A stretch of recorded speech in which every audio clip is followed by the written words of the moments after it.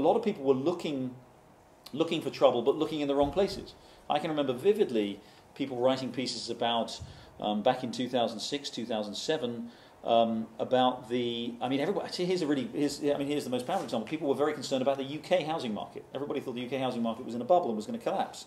Now, as it happened, UK housing market, I had a very interesting conversation with a very senior official at the Federal Reserve about a couple of years ago, and I asked him, you know, why didn't you spot the housing bubble in the United States? You know, housing prices fell by 30% from 2006 to 2010 in the United States. Well, how could you let prices get that far out of whack without sort of spotting it? He said, well, look, he said, that's a good question and it's fair and maybe we should have done more, but I'll pose you this question. If you looked at a chart of housing prices in the UK over the period of 2000 to 2006 and housing prices in the US in the period from 2000 to 2006, which one would you say was ripe for collapse?